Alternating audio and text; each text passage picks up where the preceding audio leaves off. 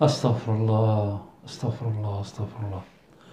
رب اغفر لي وارحمني وتب علي. رب اغفر لي وارحمني وتب علي. رب اغفر لي وارحمني وتب علي. رب اغفر لي وارحمني وتب علي. رب اغفر لي وارحمني وتب علي. رب اغفر لي وارحمني وتب علي. رب اغفر لي وارحمني وتب علي. رب اغفر لي وارحمني وتب علي. رب اغفر لي وارحمني وتب علي. رب اغفر لي وارحمني وتب علي. رب اغفر لي وارحمني وتب علي. رب اغفر لي وارحمني وتب علي. رب اغفر لي وارحمني وتب علي. رب اغفر لي وارحمني وتب علي. رب اغفر لي وارحمني وتب علي. رب اغفر لي وارحمني وتب علي. رب اغفر لي وارحمني وتب علي. رب اغفر لي وارحمني وتب علي.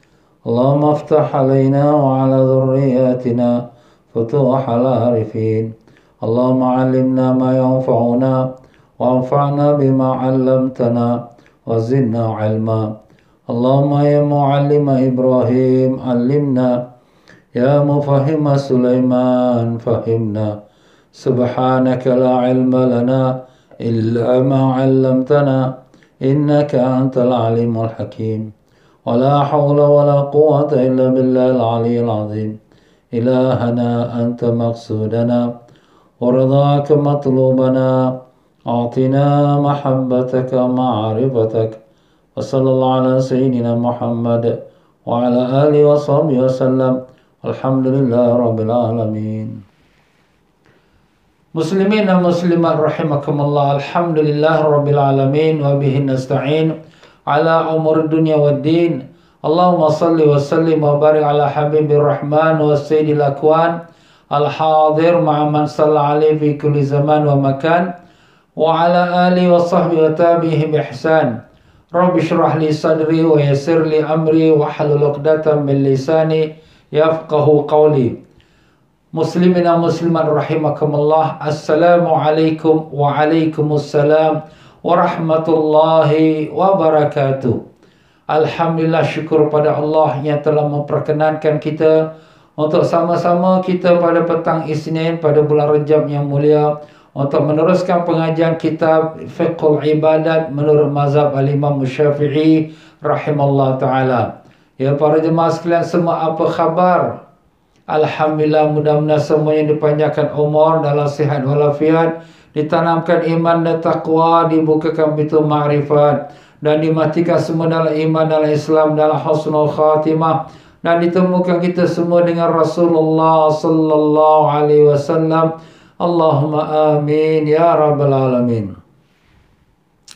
Ya para jemaah sekalian, alhamdulillah dalam pelajaran kitab Fiqhul Ibadat menurut mazhab Imam Syafi'i rahimahullah ta'ala, kita telah sampai dalam membicarakan pada perkara yang membatalkan salat, iaitulah di muka surat 476. Pelajaran kita terakhir ialah kita telah menyebutkan tentang perkara-perkara yang makruh dalam salat.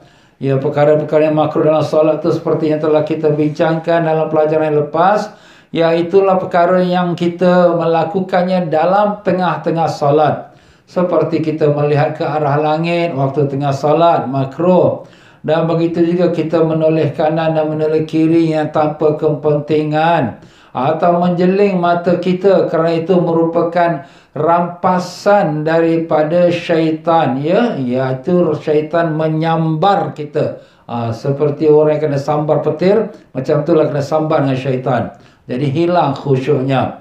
Dan juga kita telah mengatakan bahawa kita mematah-matahkan sendi-sendi kita, patah-patahkan di dalam tengah salat, makruh. Dan kita juga telah mengatakan kalau kita dalam sujud kita melempelkan kedua kaki kita, makruh, disunatkan kita renggangkan dia.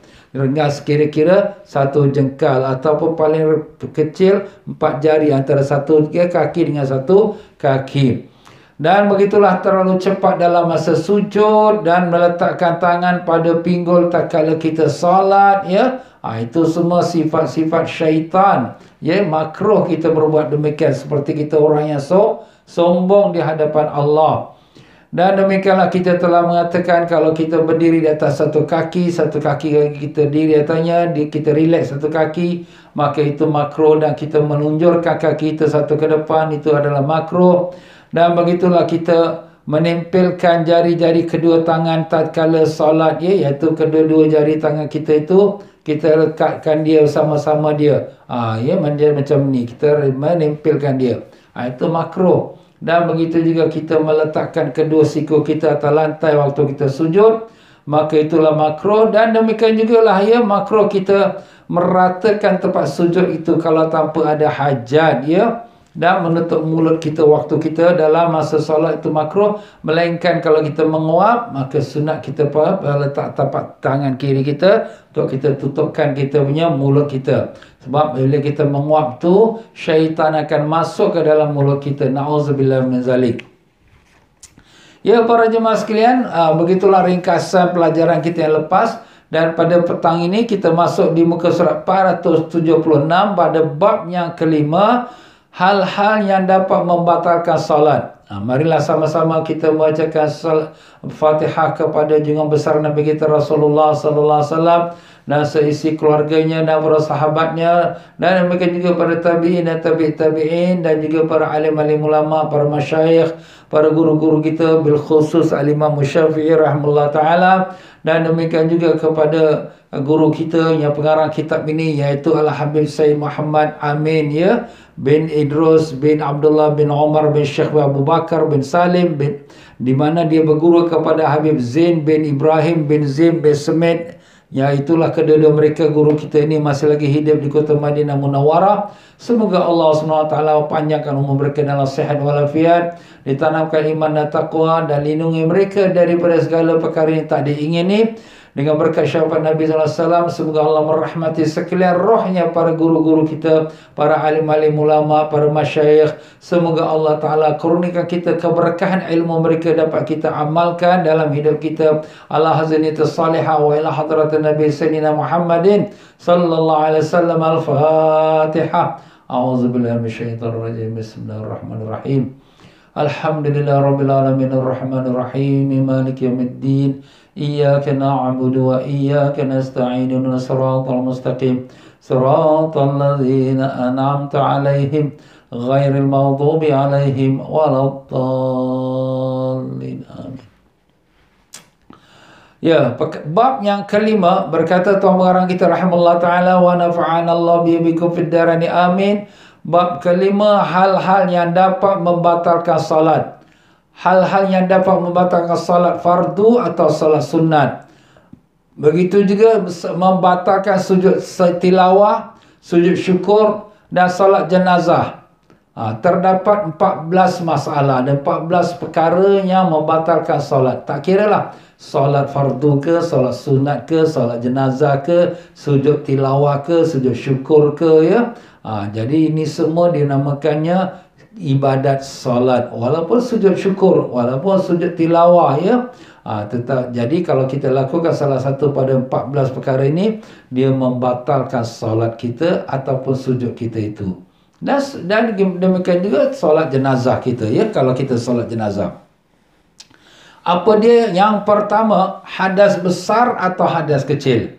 Hadas besar tu maknanya kalau perempuan tengah solat dia datang haid, hadas besar. Ataupun hadas kecil, tengah-tengah salat terbuang angin ketut ke, atau terbuang air kecil ke, ataupun dan darah istihadah keluar ke ya. Jadi itu maknanya membatalkan wuduk dia.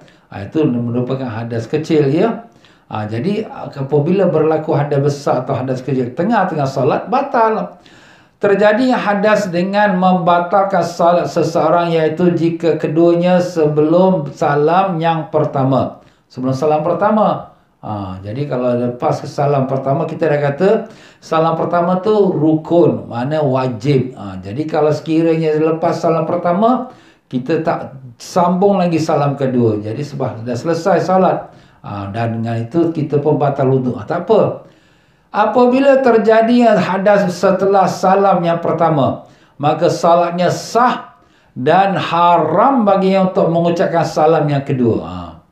Jadi kalau dia dah beri salam pertama, ni kanan saya ya. Tuan-tuan mungkin tengok kiri, tapi ini kanan saya. Sebab ini kamera ni saya ambil dalam bentuk selfie. Jadi selfie tu macam mirror lah, cermin. Macam mana saya, macam itulah dia. Jadi saya ni sebelah kanan saya. Tapi tuan-tuan tengok mungkin tengah kiri. Jadi kalau seorang tu memberi salam, yang pertama, Assalamualaikum warahmatullahi. Kemudian dia sebelum nak pusing ke kiri, dia pun dah keluar angin. Habis macam mana? Dia sengaja lagi sambung lagi Assalamualaikum warahmatullahi, haram. Berdosa. Sembayang dah sah, tapi bila dia kentut dah batal wuduk. Tapi bila dia beri salam yang kedua, haram. Kenapa Ustaz haram? Sebabnya apabila dia sudah batal wuduk, dia bukan dalam sembayang, tapi dia masih anggap diri dalam sembayang. Hukum orang yang salat dalam keadaan dia tahu yang dia tak ada wuduk, hukumnya apa? Haram. Jadi haram. Dia tak boleh beri salam yang kedua lagi. Tak boleh. Walaupun Allah tak apalah beri salam. Tak boleh. Tetapi kalaulah dia memberi salam kedua sewaktu dia masih dalam wudu, Assalamualaikum warahmatullahi, yang belah kanan. Kemudian dia pergi belah kiri, Assalamualaikum, tengah Assalamualaikum yang kedua ni sunat. Tapi dia dalam solat dan pun keluar kentut dia, Astaghfirullah. Habis macam mana? Batal dia punya wudu, batal salat dia semua. Tadi ustaz kata dah sah yang kanan. Ya betul, tapi once you sambung lagi, ini belum batal lagi, belum batal wudu. You sambung lagi, Assalamualaikum yang sebelah kiri pula. Tengah-tengah beri salam yang kiri, Assalamualaikum, pun keluar. Allah. Habis dah batal wudu. Batal wudu macam mana ni? Saya punya salat awak seluruhnya batal. Ustaz kata dah salam pertama dah sah, dah kira sah. Ya betul, tapi kalau you dah tahu you punya salat yang sah tu, you stop kat situ, okey. Mana jangan sambung lagi beri salam. Tapi kalau sekiranya you sambung lagi, mana you menganggap diri masih dalam salat. Dan bila you menganggap diri dalam salat dan kemudian you beri salam yang kedua, maka batal wudu. Di saat itu batallah salat kamu seluruhnya. Kalau dah nak terkentut sangat lah, ni kita cakap lah dia. Kalau nak terkentut sangat, tak payahlah nak beri salam kedua. Beri salam pertama sekali cukup. Tapi kita dah belajar, kalau nak beri salam sekali saja, tak payah menghadap kanan. Terus saja menghadap kiblat. Assalamualaikum warahmatullahi. Pun keluar. Biar tak apa. Pasal apa? Pasal sunatnya memberi salam sebelah kanan disambung dengan salam sebelah kiri. Dia tak boleh kanan saja, kiri tak beri salam, tak boleh. Makruh hukumnya. Walaupun bukan kerana kentut, tapi kalau kita kanan saja, kiri tidak, makruh. Tapi kalau kita dah terasa sangat nak terbuang angin, jangan kita tunggu-tunggulah. Kita cepat-cepat, Assalamualaikum warahmatullahi, menghadap ke arah kiblat. Kemudian pun keluar angin. Kau punya pasal lah. Jadi kita pun dah kira dah batal wudu dan sah salat kita. Itu kita kena jaga tuan-tuan ya. Sebab perkara ini halus dan kadang-kadang tak diperhatikan oleh orang-orang yang salat. Mudah-mudahan dapat kita memahaminya dan dapat kita sampaikan kepada saudara-saudara kita. Yang kedua, kejatuhan najis yang tidak dimaafkan. Yang tidak dimaafkan tu yang tidak dimaafkan. Apakah najis yang tak dimaafkan? Semua najis tak dimaafkan, melainkan kalau kencing budak lelaki bawah umur 2 tahun yang tak makan melainkan susu sahaja. Itulah baru dinamakan najis yang dimaafkan. Sebab tu dia kalau kencing kat baju kita, kita ambil air, kita percik-percikkan saja kawasan yang tempat keluar air kencing dia tu, dah kita keringkan dia, gitu saja. Itu dimaafkan. Tetapi selain daripada itu, semuanya tak dimaafkan. Kencing budak besar ke, lelaki ke, perempuan ke, haiwan ke, semuanya tu tak dimaafkan. Dan dimaafkan juga iaitu kalau sekira bangkai daripada binatang yang tak mengalir darah. Tak mengalir darah seperti lalat, nyamuk sah ada darah. Seketuk sekali, tapi itu darah kat situ saja, dia tak ada mengalir lagi. Dan begitulah juga kita katakan cicak. Cicak pun dia kalau mati di bangkai tu najis, tapi dia tak mengalir darah. Jadi kalau cicak termasuk dalam kita punya tempat minuman ke, na'udzubillah atau lalat masuk minuman, dia tak menajiskan, tapi tak minumlah ustaz, geli. Itu lain ceritalah. Masalah geli itu perkara kedua. Jadi salat seseorang menjadi batal tatkala kejatuhan najis yang tidak yang tak dimaafkan, kecuali jika langsung dibuang sebelum sempat ukuran tomak nina, tanpa dibawa dalam solatnya lah, tak berpanjangan, tak berlarutan, maka hukum solatnya tetap sah. Jadi tengah salat jatuh tai cicak yang dah kering lah, jatuh pop atas kita punya tangan kita, tai cicak, pus, kita pun dah tepiskan dia, buangkan dia. Tak sampai tomak nina. Tomak nina tu macam mana? Macam kita kata subhanallah, dalam 2 second setengah lah. Jadi tak sampai 2 second setengah dia dah jatuh, terus mata kita pandang pada, terus kita pun tepiskan dia. Maka tu tidak lama batalkan. Tapi kalau dia melekat dia punya tai cicak tu, dia melekat, kita dah tepiskan, dia buang, tapi dia cair sikit, jadi melekat juga. Itu dah kira menanggung najis tu. Ada benda najis tak boleh lah. Habis macam ustaz, salat saya, pasal stop. Awak dah bernajis dah, pakai dawan ni dah kena najis. Stop, bilaskan dia. Wudu tak batal. Bilaskan dia, lepas tu mula baliklah salat kita. Apa nak buat, dah takdir Tuhan macam tu. Jadi begitulah kalau sekiranya dalam solat terkena najis. Kalau kita dah habis solat, ini juga kita dah sebutkan dalam pelajaran lepas ya. Kalau kita dah habis salat, Assalamualaikum, kemudian kita lihat di atas kepala kita, atas kita punya kopiah kita ataupun telekong kita ada tak cicak. Astagfirullah. Ini tak cicak ni bila datang? Kalau kita boleh yakin yang dia datang selepas kita beri salam, maka sembahyang kita sah. Tapi kalau kita rasa macam tadi macam ada banyak cicak lah, agaknya tengah aku salat tadi dia berakkan aku. Kalau kita rasa yakin yang najis itu jatuh tengah-tengah kita solat, maka makna kita sudah membawa solat kita dengan najis. Jadi solat kita itu tidak sah, batal dan wajib kita ulangi. Alamak, licik nak ulang. Tak apa.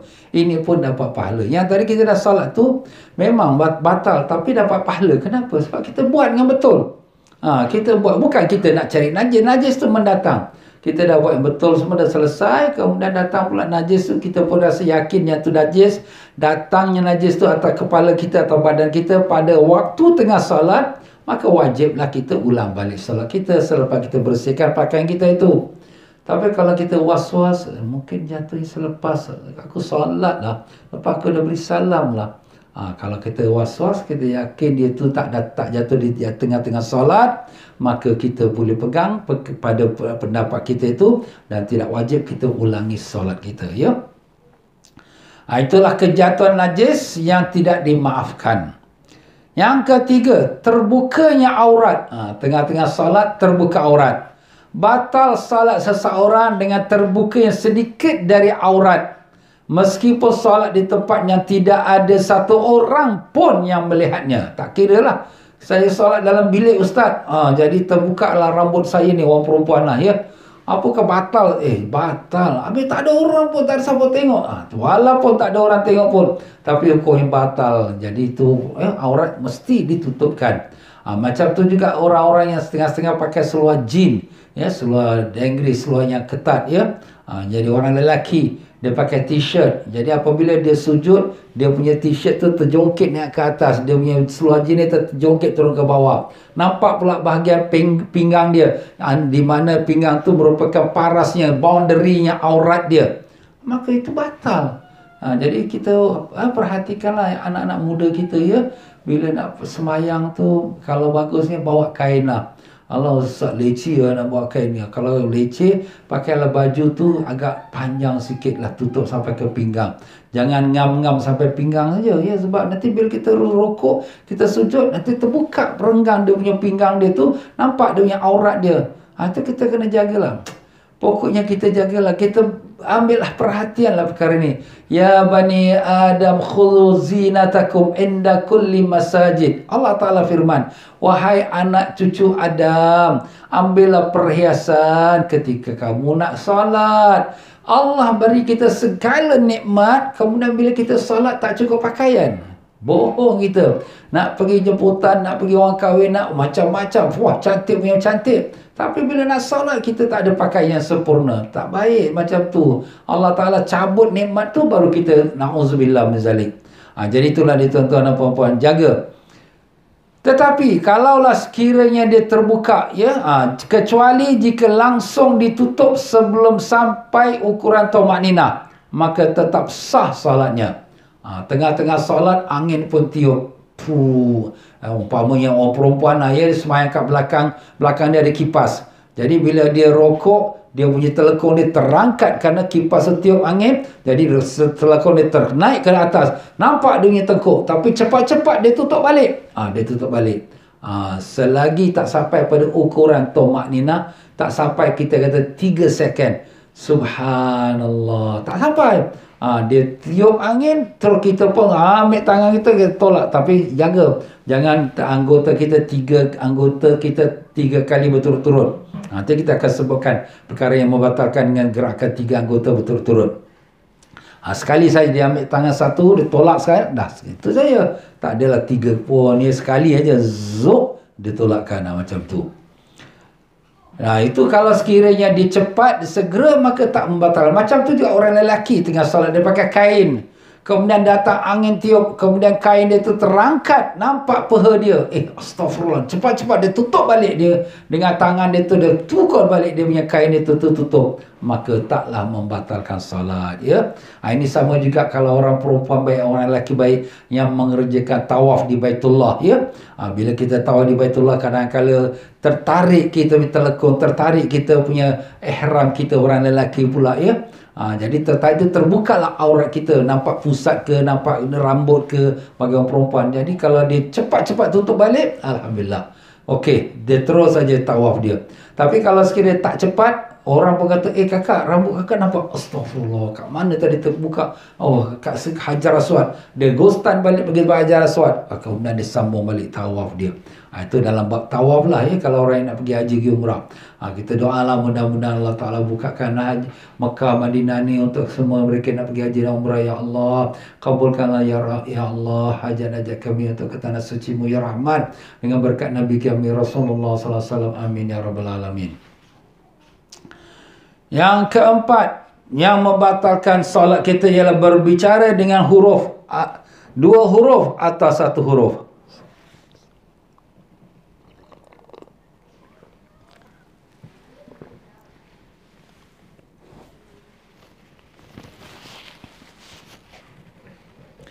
Dua huruf yang tak difahami atau 1 huruf yang difahami. Boleh tambahkan sikit lah ya, buatkan catatan.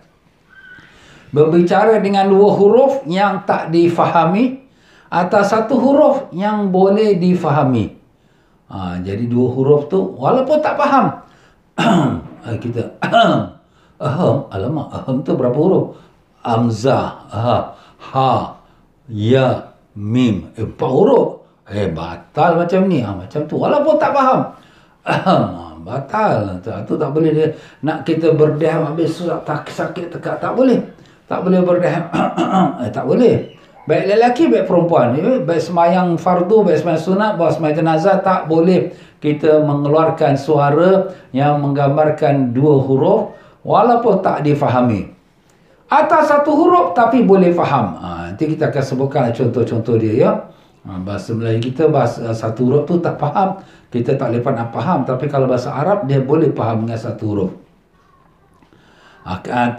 Tapi di situ dah sebut atau 1 huruf akan tetapi dapat difahami. Akan tetapi dapat difahami itu adalah sifat pada huruf yang 1 huruf. Ya. Jadi berbicara dengan 2 huruf yang tak boleh difahami, atau 1 huruf akan tetapi dapat difahami. Itu untuk difahami itu mana yang untuk 1 huruf ya. Itu kita kena ada sikit pembetulan lah ya.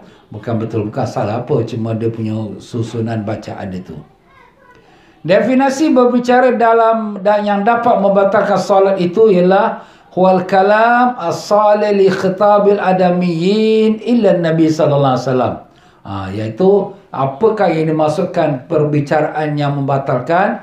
Perbicaraan yang dapat digunakan untuk percakapan, kecuali menjawab panggilan Nabi kita sallallahu alaihi wasallam.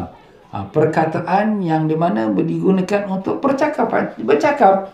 Melainkan kalau kita menjawab panggilan Nabi. Ustaz, panggilan Nabi. Kalau lah kita hidup zaman Nabi sallallahu alaihi wasallam, ya Ali.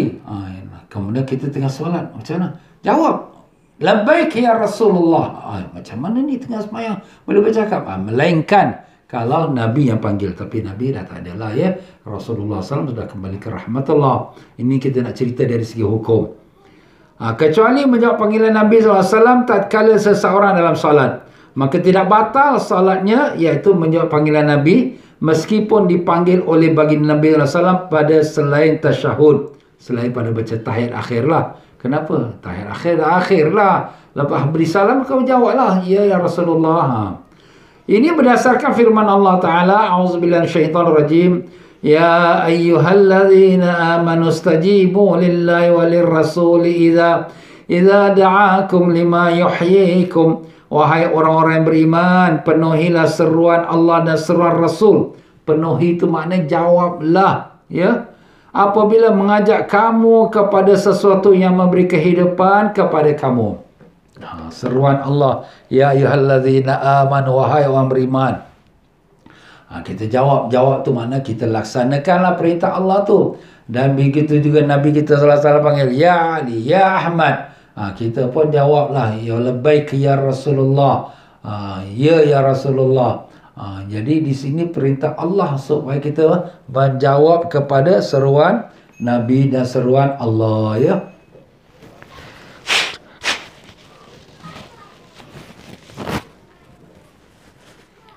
Dalil mengenai berbicara tatkala salat dapat membatalkan salat adalah hadis Nabi sallallahu alaihi wasallam daripada sahabat yang bernama Zaid bin Arqam radhiyallahu berkata, pada permulaannya kami boleh berbicara tatkala salat sampailah turun ayat wa qumu lillahi qanitin, dan berdirilah untuk Allah dalam salatmu dengan khusyuk.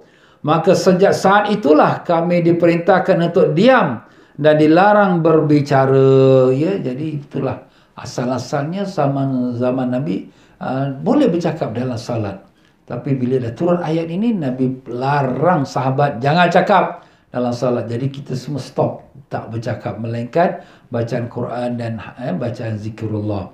Itu ada tambah lagi dengan seperti hadis seorang sahabat bernama Rafi' bin Khudij radhiyallahu an. Beliau ni baru memeluk agama Islam. Jadi dalam solat satu orang bersin hajam. Dia pun doakan itu orang tu. Ya, orang tu baca alhamdulillah. Okeylah, alhamdulillah tu zikir. Dia pun doakan untuk orang tu, yarhamkallah. Semoga Allah merahmatimu. Jadi semua orang duk tengok dia dalam solat ni. Semua orang sahabat-sahabat semua dia tengok dia. Dia pun dah rasa, kenapa ni semua tengok aku ni? Lepas habis salam, Nabi SAW tanya, siapa tadi yang kata yarhamkallah? Saya ya Rasulullah. Nabi kata, inna fis salati la syughulun la yaslu minha min kalamin nas. Sesungguhnya dalam solat ini adalah satu kesibukan. Sibuk kita dengan Allah ni. Kita sedang bercakap dengan Allah ni. La yaslu fiha kalamun minan nas. Tak sesuai dalam dia perbicaraan manusia. Jadi maknanya di sini apa saja percakapan yang keluar pada mulut kita tak sesuai, tak boleh. Maupun faham atau tak faham, walaupun tak faham pun itu dikira, Ustaz, ni bukan kita bercakap, Ustaz, itu sakit tekak. Dalam bahasa Arab, kalam, perkataan, sesuatu yang keluar daripada mulut kita. Tak kiralah kita kerana sakit tekak ke, kerana kita punya ailio banyak ke, atau kerana kita nak bercakap ke, tak peduli. Pokoknya apa yang keluar pada mulut kita itu namanya kalam, perkataan. Itu dalam bahasa Arab. Jadi mazhab Syafi'i rahimahullah ta'ala, dia balikkan, sebab Nabi kita orang Arab. Jadi bila Nabi bercakap dalam solat tak sesuai dengan perkataan manusia, apa saja perkataan, yang faham ke, yang tak faham ke, dengan sebab apa, tak kira perkataan. Melainkan darurat terpaksa sakit sangat, itu lain ceritalah. Itu kita cerita bab darurat. Tapi kalau tak ada apa, maka dilarang kita berkata-kata, ya. Jadi kalau kita dalam solat, jangan kita nak nak betul-betulkan tekak kita suara kita dalam tersendat, nak betulkan, jangan. Habis Ustaz, suara dah tersendat macam mana? Baca je lah pelan-pelan. Bismillahirrahmanirrahim. Baca pelan-pelan. Ya, walaupun kita tak dengar. Habis kita kalau jadi imam terpaksa kita baca perlahan. Habis makmum kat belakang, subhanallah, subhanallah. Itu makmum tak mengerti. Sebab tu makmum nak jadi makmum kat belakang ni, Pak Bilal lah kita kata kan. Mesti dia belajar juga, dia tahu, Pak Imam kita sakit tekak ni, jadi tak boleh baca kuat. Tak apalah. Kita semayang Zuhur, Asar pun tak baca kuat. Sama saja. Cuma Maghrib, Isyak, Subuh sunat baca kuat pada 2 rakaat pertama tu. Tapi kalau tak baca kuat, solatnya sah. Tidaklah menjadi batal, ya. Jadi itu kita kena jaga, tuan-tuan, ya. Maaflah, banyak sekali berlaku. Kadang-kadang daripada Pak Imam pun yang buat juga. Yelah, kadang-kadang ni perkara ni halus. Kadang orang terlupa, tak baca, ataupun mungkin dia dah belajar tapi dia terlupa, ya. Allahu Akbar. Faedah yang pertama di muka surat 477, kesimpulan hukum mengenai berbicara tatkala salat untuk kepentingan salat adalah sebagai berikut. Ini adalah masalah lain. Masalah dia bercakap kerana kepentingan salat. Kerana kepentingan solat tu maknanya berurusan dengan solat lah. Jadi apakah hukumnya? Dia bercakap. Tetapi bercakap dia tu ialah kepentingan solat. Jika banyak, iaitu 4 kalimat atau lebih, maka batal solatnya. Meskipun disengaja atau tidak. Sengaja ke tak sengaja ke, kalau dah cakap lebih daripada 4 kalimah. 4 kalimah tu bukan 4 huruf. Huruf lain, kalimah lain.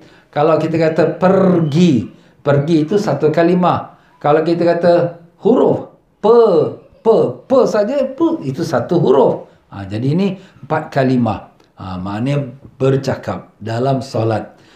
Dengan cakapan yang banyak. Macam mana ukuran banyak tu Ustaz? Ukuran banyak ialah kalau lebih pada 4 kalimah. Mana 5, 6 sebagainya. Dengan sengaja atau tak sengaja, batal solat. Kalau lebih pada 4 kalimah. Kalau kurang pada 4 kalimah, di sini sebut. B, jika sedikit. Sedikit tu bila? Jika kurang dari 4 kalimah. Mana 3, 2 atau 1. Maka tidak batal solatnya. Jika tidak sengaja. Kalau tak sengaja lah, tak batal.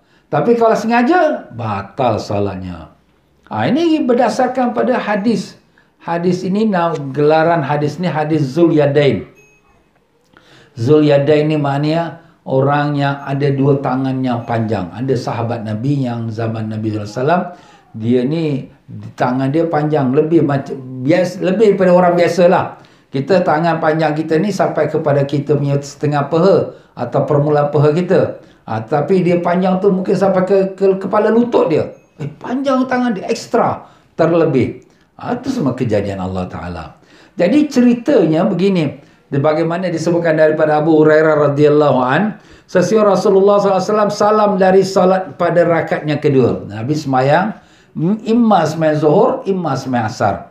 Nabi lepas salam, lepas 2 rakaat, Nabi beri Assalamualaikum, Assalamualaikum. Ini dalam Madinah, bukan musafir. Maka sahabat Zul Yadain, ni gelaran dia Zul Yadain, nama betul dia lain ya, berkata kepadanya, kepada Nabi, apakah salatnya dikasar atau engkau lupa wahai Rasulullah? Ini dia bercakap ni dengan Nabi. Apakah salat tu sudah dikasar? Kasar tu jadi 2 rakaat. Ini kita dalam negeri ni, kita bukan musafir. Ataupun kau lupa. Either one. Dah garanti mesti salah satu padanya berlaku. Imam kau lupa ya Rasulullah, kau ingat dah 4 tapi kau baru 2 rakaat kau beri salam. Ataupun mungkin semayang sudah tukar hukum.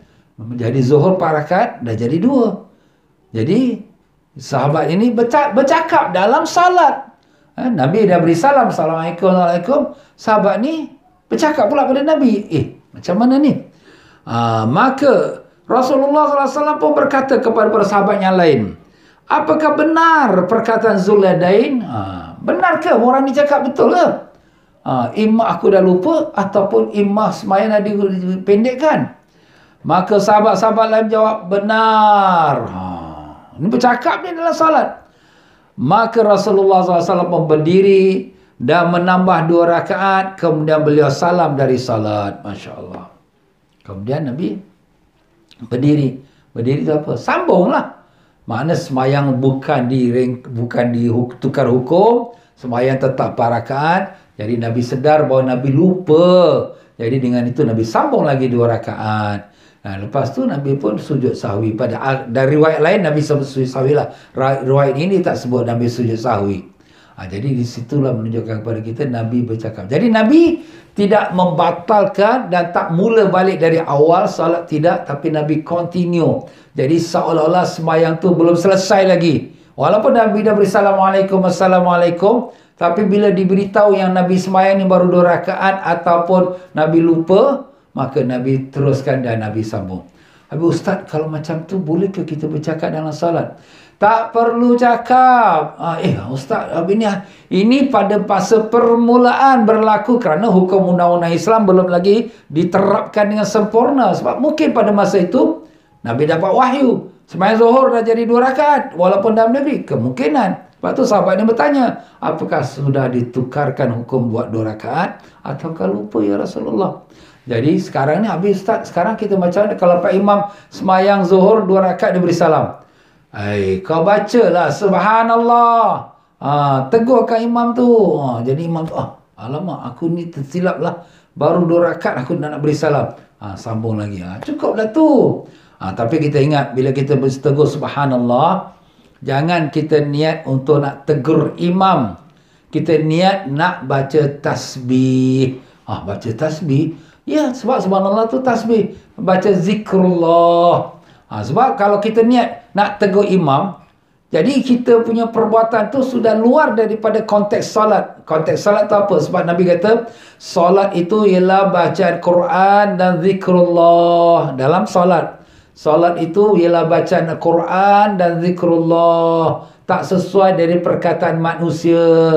Jadi walaupun kita baca subhanallah tu zikrullah, tetapi niat kita tu nak tegur imam, jadi seolah-olah macam kita bercakap, Pak Imam, kau kurang 2 rakaat. Umpamanya, seolah-olah.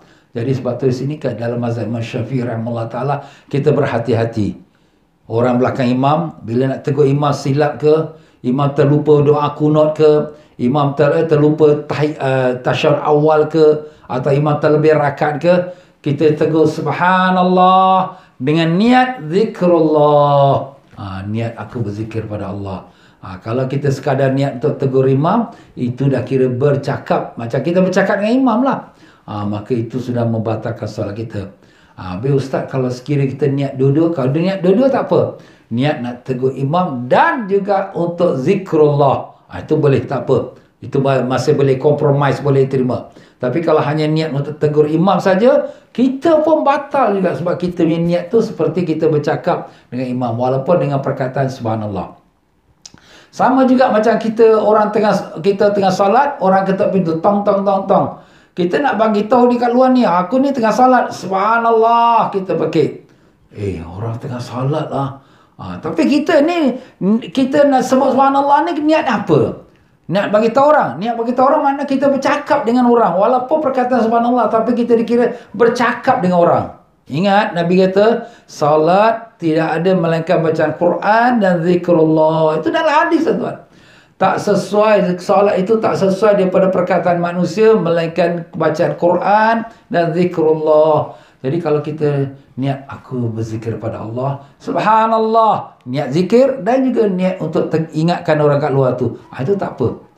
Allahu Akbar. Perkara ini perkaranya agak halus sikit dan ialah jarang-jarang dibicarakan orang. Jadi kita ambil perhatian lah, sebab perkara ni perlu ya. Sebab kita nak jaga salat kita, biar salat kita tu betul dan diterima oleh Allah ya. Tapi kadang-kadang dia terlajak lah ustaz. Dia tegur imam, dia terlupa nak terus pergi sujud. Lupa nak baca doa kunut. Subhanallah. Alamak, teringat aku ni ingat zikir. Tak apalah, bolehlah dimaafkan kerana keadaan dia tu yang orang kata tengah kalut, yang tengah kelang kabut. Kalau nak tunggu aku niat zikir subhanallah, tak sampai, sebab message tu dia orang kata reflect. Dia orang kata emergency, dia terus datang timbul subhanallah. Jadi kita niatkan aku zikir pada Allah. Macam itulah caranya. Allahu'alam.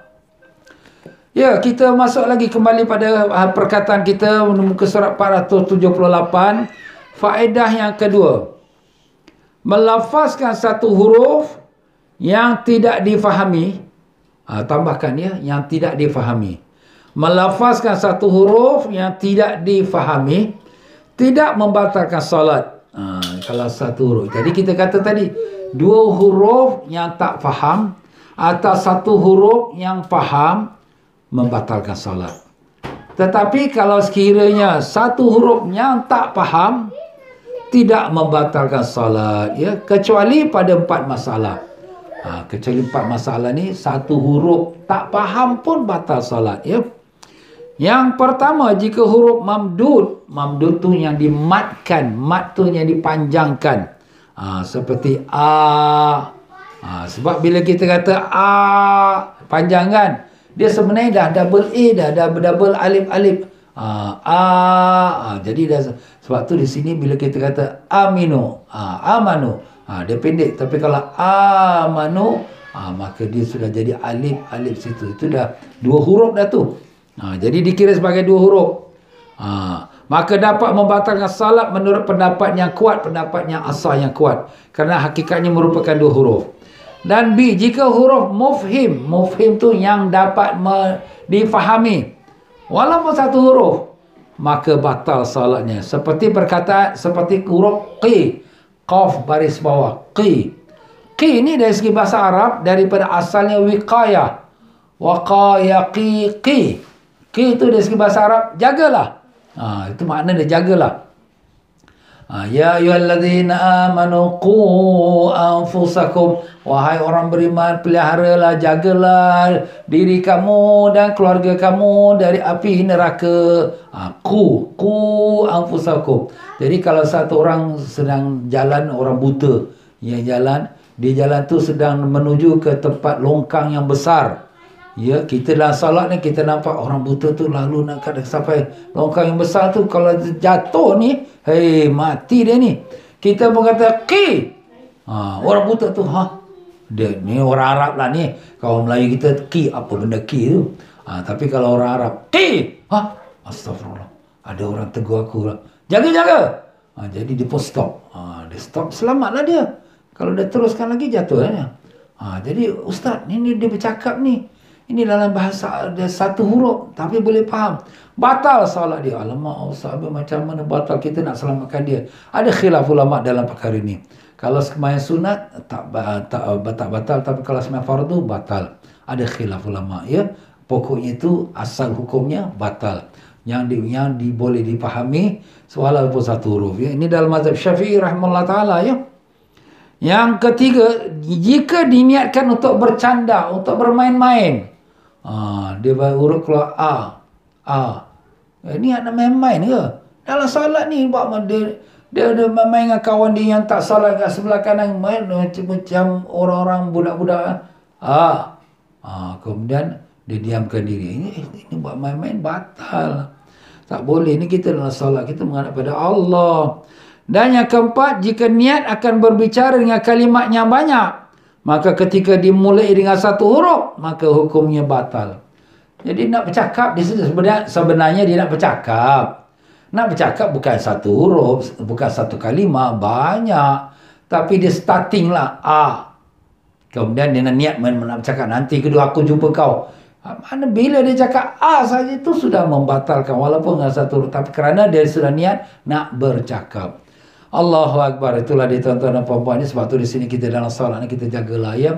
Jangan kita ada tujuannya selain hanya untuk solat. Sebab tu khusyukkan hati kita, fikiran kita, tumpukan kita pada tempat solat kita. Sebab tu mata kita perhatikan tempat sujud kita. Cuma memanglah tak semudahnya. Kerana apa? Kerana kita ni banyak sangat kerja kita, dunia kita. Banyak pelibatan kita, banyak masalah kita, banyak kita punya program, projek dan sebagainya. Jadi itu semua sudah jadi beban atas kepala kita. Allahu Akbar. Jadi fikiran kita melayang sana ke sini. Tapi kita mintalah pada Allah, ya Allah, ya Tuhan kami, tolonglah kami, ya Allah. Bantulah kami untuk dapat kami kerjakan salat dengan sebaik mungkin, ya Allah. Maafkanlah kami kerana fikiran kami terganggu selalu dalam salat. Susah kami nak dapat khusyuk dalam salat. Kami tahu ini adalah kerana dosa-dosa kami yang banyak, kerana kelalaian kami yang banyak. Maafkanlah kami, ya Allah. Kurniakanlah kami dapat khusyuk dalam salat kami, ya Rahman. Dengan berkat syafaat Nabi Rasulullah SAW. Amin, ya Rabbal Alamin. Itulah dia tuan-tuan dan puan-puan dia. Dan sini ada teka-teki masalah fikir. Teka-teki ni dia pelik-pelik juga, ya. Di muka surat 479. Seseorang melakukan akad jual beli tatkala solat. Hal ini dilakukan dengan sengaja dan mengetahui hukum, akan tapi solatnya tak batal. Dia boleh berjual, dia boleh beli dalam masa dia solat. Tapi dia tahu hukumnya, tapi tak batal solat. Macam mana? Jawapannya, jika orang yang solat adalah orang yang bisu dan akad jual belinya dilakukan dengan menggunakan isyarat tangan, maka hukum solatnya tetap sah. Bisu. Jadi bisu tak keluar lah. Mulut dia suara. Tak keluar suara. Kalau orang kata, ini berapa harga ni? Dia tunjuk signal $2 lah. Orang tu kata, okey, aku ambil, aku jual, aku belilah $2. Dia tanda tangan $2. Dia pun terima. Dah.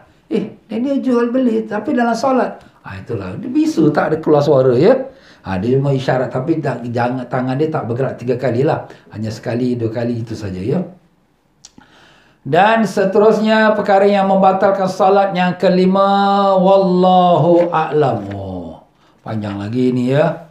Tak apalah, kita pergi slow pace sikit demi sikit, tapi kita nak fahamkan ya.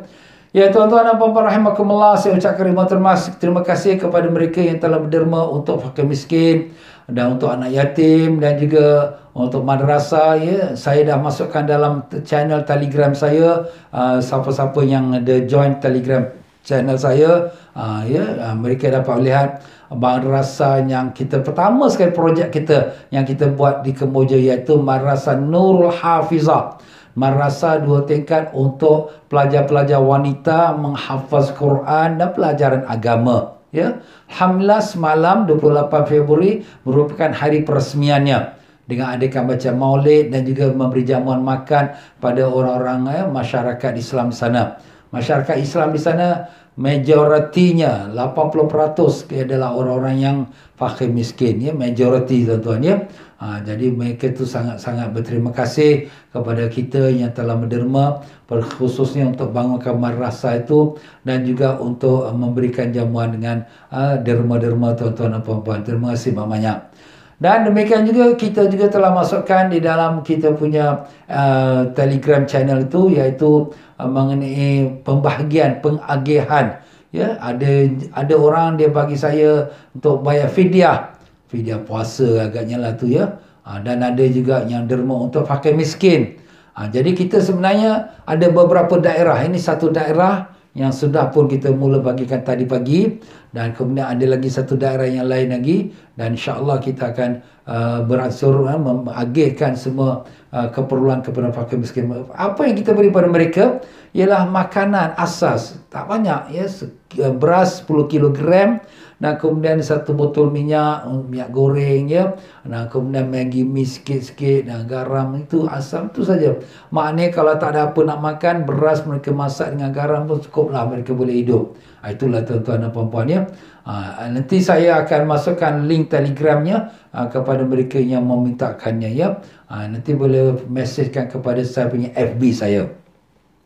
Dan juga kitab ini, kitab yang saya sedang baca ini, iaitu kitab Fiqhul Ibadat ini, sudah ada di tangan saya ni. Alhamdulillah, kita dah order, dah sampai dah. Mereka yang sudah bayar, order, dah dapat dah kitabnya.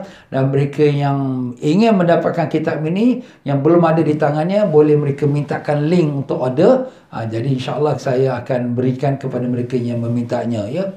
Saya ada masukkan link tu dalam FB saya, TM for Travel, dan juga kepada mereka yang memintanya melalui message FB saya. Dan insyaAllah tuan-tuan dan puan-puan, saya akan masukkan juga dalam link, iaitu Telegram saya ya, Telegram link channel Ustaz TM Fauzi. Ya tuan-tuan dan puan-puan rahimakumullah, jadi kepada mereka yang membuatkan derma-derma, saya minta kerjasama, sangat-sangat minta kerjasama, supaya kalau dapat di snapshot ya, dia petik fotokopinya dan kemudian dia hantarkan mesej kepada saya. Mesej tu kepada saya, nombor saya tu, nombor PayNow saya itu, itulah nombor handphone saya tu. Jadi hantarkan dan sebutkanlah apa tujuannya. Kenapa? Sebab akhir-akhir ni akaun saya tu bila letak PayNow tu, dia tak keluar yang kita buat komen tu, dia tak keluar. Tak keluar maksudnya ada orang kata untuk wakaf, untuk masjid, untuk madrasah, untuk miskin, dia tak show lagi dah. Dah tak show lagi.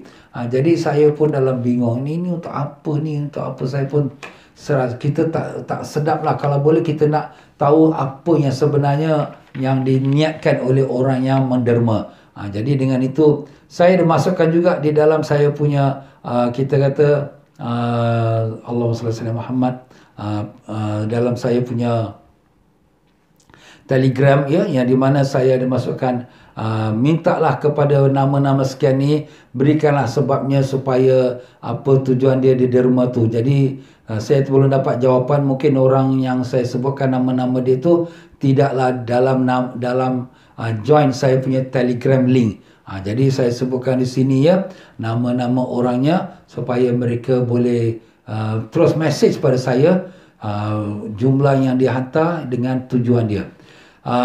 Ini berlaku pada hari Jumaat lepas. Hari Jumaat ni banyak orang derma, tapi baguslah, tapi nak kena sebutkanlah juga ya. Jadi saya sebutkan nama, minta maaf aja lah, saya sebutkan nama supaya orang yang berkenaan tahu yang nama dia disebut. Jadi dia hantarkan mesej pada saya ya.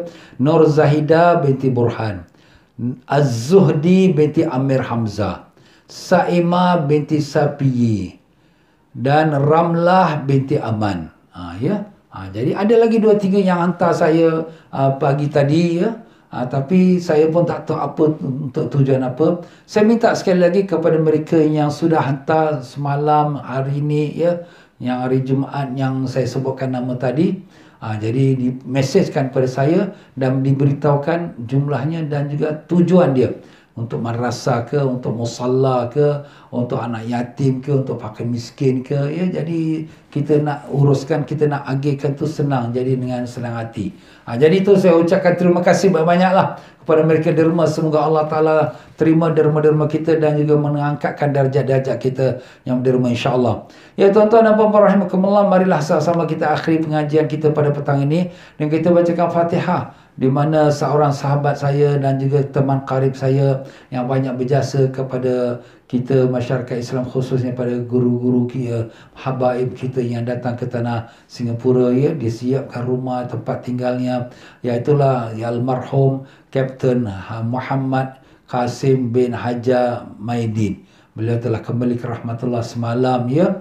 Jadi marilah kita baca, kita hadiahkan Fatihah. Semoga dengan berkat Fatihah Allah Ta'ala luaskan kuburnya, masukkan bawah syurga dan kuburnya, dan dijadikan dia daripada ahli syurga, dan dikumpulkan rohnya bersama arwah yang salihin. Ala zinatis salihah wa ila hadratin Nabi Sayyidina Muhammadin sallallahu alaihi wasallam.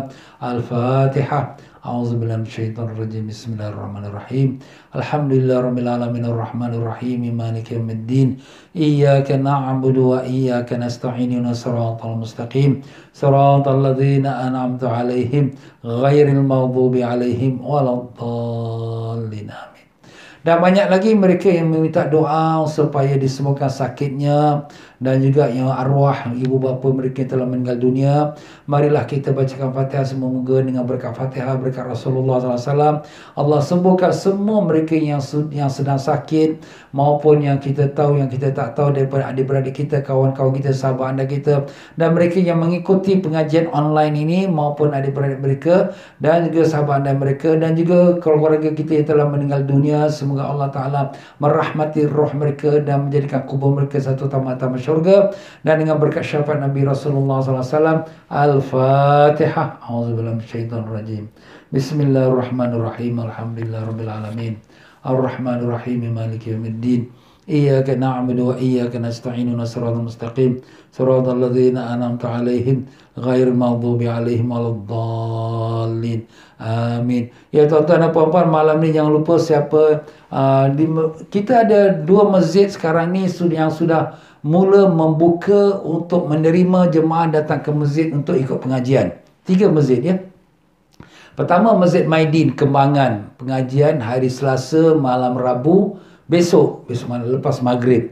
Jadi siapa nak ikuti pengajian kitab Sirah Salikin, dia kena booking untuk Masjid Maidin ya, kena booking. Saya dah masukkan dalam channel saya, Telegram channel saya. Anda boleh tengok Masjid Maidin pada hari Selasa. Jadi every week dia kena booking untuk solat maghrib dan solat isyak, 2 solat ya, sebab pengajian tengah-tengah.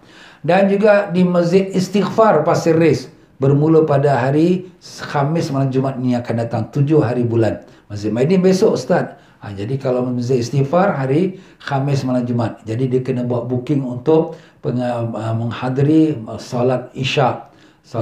Tapi selalunya orang kalau solat maghrib dia terus booking isyak. Jadi anda kena buat 2 booking lah. Maghrib, lepas maghrib diorang ada tahlil. Lepas itu, lepas isyak, insya-Allah saya pula akan menyampaikan pengajian kita Al-Hikam. Siapa yang tak ada kitab Al-Hikam nak dapatkan, bagi tahu saya, insya-Allah kita akan postkan ni dengan harga $15. Itu termasuk harga post ya. Dan demikian yang ketiganya ialah hari Ahad. Hari Ahad 7 hari bulan. Jadi kalau Masjid Istighfar 4 hari bulan ya.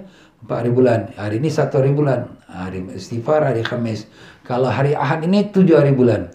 7 hari bulan ini kita akan mulakan majlis zikrullah. Majlis zikrullah mula pada selepas asar sampai maghrib. Di mana tu? Di Masjid Taqwa. Masjid Taqwa Jalan Bilal. Bilal Lin. Di mana? Di Bedok sana ya. Dekat Bedok corner lah tu ya. Jadi siapa yang ke belah timur tu dekat lah, tapi yang mana-mana tempat lain tu pakai GPS saja, senang ya. Jadi itu Masjid Taqwa ya. TAQUA. Ini pun saya dah masukkan juga dalam saya punya channel TM Fauzi, boleh dibuat booking kat situ. Booking asar dan juga maghrib ya. Jadi baru dapat berduduk untuk majlis zikrullah hari Ahad. InsyaAllah setiap hari Ahad kita akan adakan. Jadi ni 3 masjid ni, bermula dengan Masjid Maidin besok, Masjid Istighfar hari Khamis ni pada 4 hari bulan, dan Masjid Taqwa pada 7 hari bulan akan diadakan secara fizikal. Dan di samping itu juga ada juga yang secara online ya, kita akan ambilkan live dan kita akan masukkan dalam FB masjid dan juga FB saya TM Fauzi Travel. Jadi kemana mereka yang tak dapat sampai ke masjid, tak apalah, boleh ikut online insyaAllah. Baik saja untuk itu saja untuk kita pada hari ini. Dan siapa yang ada kesempatan pada malam ini, ada pengajian kitab iaitu Syama'il Muhammadiyah tentang mimpi Rasulullah SAW. Ya, malam ini jam 7.45 malam di Masjid Sultan ya, siapa ada kelapangan silakan. Dan dengan itu juga Masjid khatam kita kitab Syama'il Muhammadiyah, dan insyaAllah lepas Isyak di Masjid Hasanah lepas Isyak jam 9 malam ya, malam ini insyaAllah. Sekian saja, saya minta maaf banyak dalam penyampaian saya, apa-apa kekurangan. Mari sama-sama kita berdiri untuk memberi salam kepada Nabi kita Rasulullah sallallahu alaihi wasallam. Allahumma shalli wa sallim alaihi. Sallallahu ala Muhammad sallallahu alaihi wasallam. Sallallahu ala Muhammad sallallahu alaihi wasallam. Allah ya Nabi salam alaika, ya Rasul salam alaika, ya Habib salam alaika. Salawatullah alaika.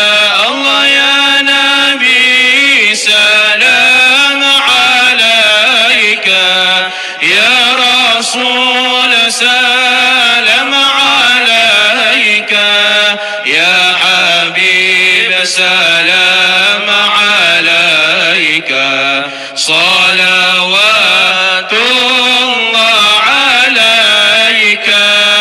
Ashraqa al-kawnu ibtihaja biwujudi al-Mustafa Ahmad, wa li ahli al-kawni unsun wa sururun qad tajaddad. Allah ya Nabi salam alaika, ya Rasul salam alaika, ya Habib salam alaika. Salawatullah alaika.